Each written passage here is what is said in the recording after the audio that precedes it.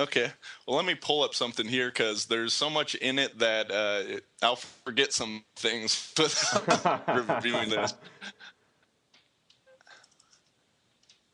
Okay, so it's called the Definitive Guide to Kettlebell Juggling 2.0 because it's a brand new version of something I had in the past.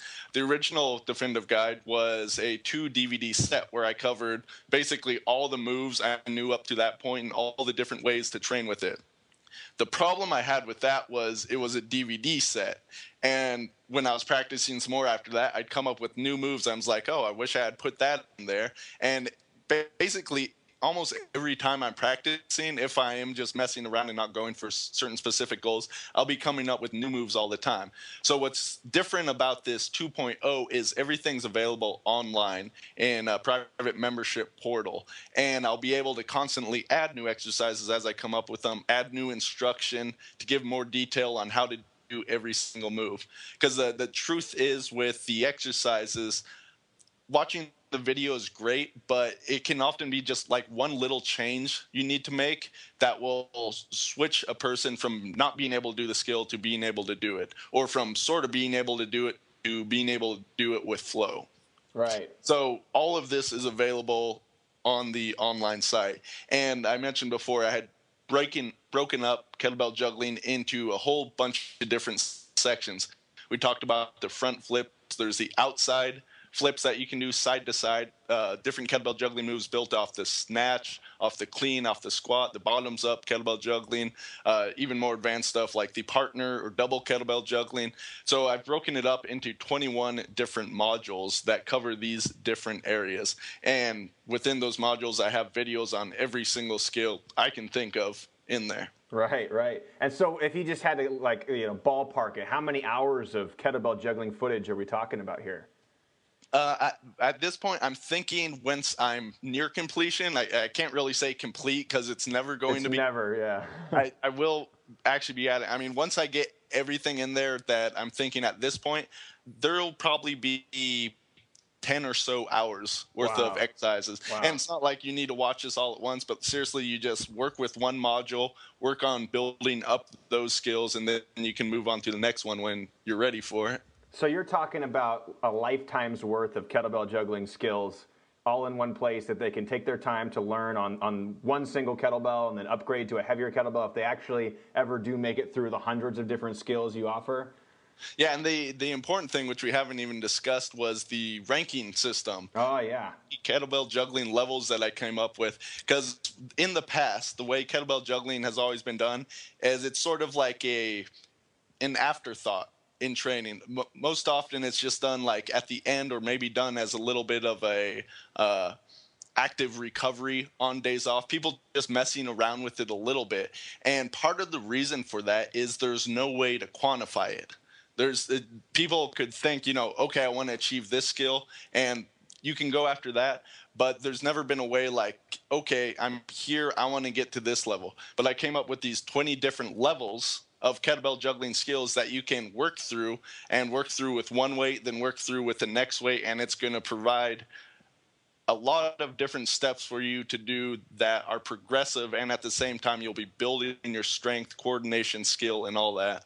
Awesome, awesome. And I've taken a look at some of these kettlebell juggling levels, and I'm currently shooting some videos on some of them. I'd like to upload videos on each one of the kettlebell skills just to kind of show that I practice what I preach as well. Okay, so we got the kettlebell juggling ranking system. We got the online site that's eventually going to have 10 hours worth of footage as well on there. Let's talk about just something else real quick, just to leave the Garage Warrior listeners with some good pieces of information. So the first thing I want to ask you, I'd like to ask everybody, is if you could interview 3 guys in the strength and conditioning community, or in any community for that matter, who would you interview? Who would you like to talk to and learn more from? That's a good question, and my answer would probably be different if I had some more time to think about it. The truth is I've actually interviewed a lot of different people and learned some amazing information along the way. One person who I'd like to interview, and we're probably going to do this more in the future because started working with him, is Steve Justa, the author of Rock, Iron, Steel, and his new book, let me get this right, High Plains Heavy Metal Iron Master Super Strength Bible. That's quite the title. It is. He's a phenomenally strong guy that really is not all that much information known about him. Very few people have interacted with him because he lives in the middle of nowhere in Nebraska and doesn't get out much. But he's a phenomenally strong guy. So that would be one. Another person interesting, actually, along the lines of kettlebell juggling, is a Russian athlete, circus performer, Valentin Dikul, who has some, you can search for his name online, find some phenomenal videos. He rehabbed himself from a crazy back injury to the point where he was setting some powerlifting records. He also is juggling in some of those videos. I think it's like 170-pound kettlebells. Yeah. Just some basic flips, but very, very awesome. Yeah, an 80-kilo kettlebell is absolutely impressive. Can I put dead people on this list? Why not? Let's just hear who you would follow it up with. Only got one person left. That's actually too hard. I mean, some other great athletes of the past: Sig Klein, Otto Arco, Herman Goner, Arthur Saxon. Sure. All those guys. All those guys, all those strongmen of the past. Well, that's awesome, Logan. Okay, so if you could leave our listeners with kind of your parting knowledge, like what would you give them if you could give them one tool that would help them get better results in their workouts at home? Just one awesome thing that you use on a daily basis that really helps you get better results. Well, we talked about it before, but find something you really enjoy doing. Yeah. If you can do that, then you really go to the place of like, I want to work out, and then the results come automatically versus this is something I have to do. I have to get motivated in order to do this. If you're going with that frame, it's going to be much harder the entire time you train. There'll be times when you don't train where you just fall off the wagon. But if you find something you truly enjoy, and there are tons and tons of things that are available that you can possibly do, I think definitely give kettlebell juggling a try. I think you'll find it's a lot of fun. But if yoga works really well for you, if lifting heavy weights works well for you, if you like running, I mean, I don't think everything out there is as good as the other things, but if you can find something you enjoy, then doing it becomes something you love to do, will do regularly, versus something that is a chore to do. Sure. So now that you have that philosophy, give our listeners an idea of what your current training schedule looks like. Okay, my current training involves basically 3 different really fun activities. Kettlebell juggling, which we've talked about at length. I've been working on a number of hand balancing and gymnastic strength feats. So like doing handstands, doing handstand push-ups, front lever, back lever, or human flags. I have a lot of fun with body weight training specifically.